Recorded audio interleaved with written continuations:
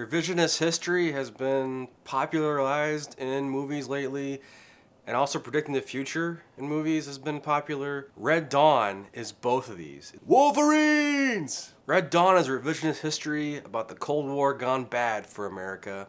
Communists have invaded American soil, and the only ones that can step in are the students. Starring Patrick Swayze, C. Thomas Howell, Charlie Sheen, Leah Thompson, Jennifer Grey, Ben Johnson, Harry Dean Stanton, and Powers Boothe. Written by Kevin Reynolds and directed by John Milius.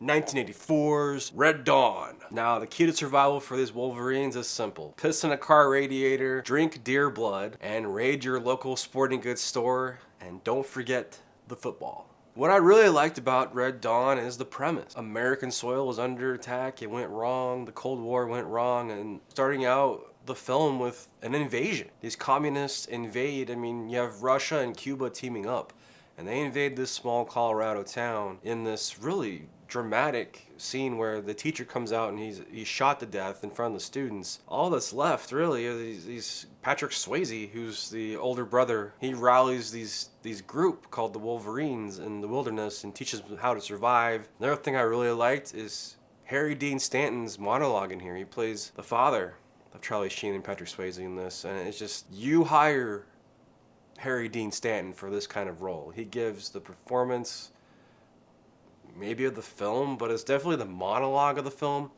Gives us some sort of like gravitas, as you know, that the cliche word that everybody uses. He gives its gravitas to the performance and the film here as their father. And it's just this gripping emotional moment. And I really enjoyed the ending. I think the ending was, brutal and bittersweet. What I didn't like is the action. The choreography felt cheesy and corny at times, which really made the tone of the overall film uneven for me. For such a dramatic subject matter here, as a war film, and the politics behind it, and coming out in the 80s and into 1984 when the Cold War talks are rampant and everything, it's just, the corny and cheesy action didn't work for me. It took me out of the film. I wasn't sure. You'd have great moments, character moments, and then it go back to the cheesy, corny action. So the execution was kind of poor here. If they had committed more to making this like this war epic, I think it would have sold me more. Like maybe go back to the first Rambo and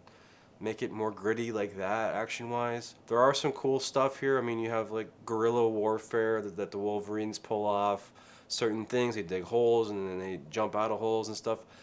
Thought the editing was kind of clunky at times. The tone, I think I had tonal issues. I still had a really good time, but I think if things were taken a little more seriously at times, I think this would be in the conversation as one of the best war movies ever. Now, this is a Shout Factory, Shout Select label release, and the new 4K scan looks fantastic.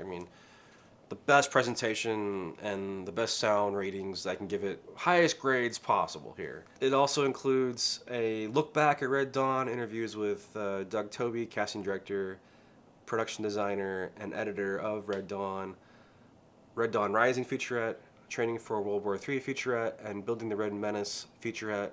World War III Comes to Town featurette. So a lot of featurettes, and then the original theatrical trailer. I don't know, I feel like there's nothing new here as far as special features from the Blu-rays. My negative cheesy action and special feature gripes aside, I had to recommend Red Dawn. I had a good time. Sit back, relax, pop some popcorn, and you have some crazy, poignant character beats in here with some cheesy actions. Not to mention, probably like one of the greatest ensemble 80s movies. Jennifer Grey and Patrick Swayze would go on to do Dirty Dancing after this film. It was just, Charlie Sheen would go on to do Major League and everything else that he did. And Harry Dean Stanton and Powers Boothe they were classic character actors. They would go on to do tremendous work. So this is a great cast up and down. It deserves a recommendation. Let me know what you thought of Red Dawn. Have you seen the film? Let me know in the comments below. And as always, this has been Return of the Disc.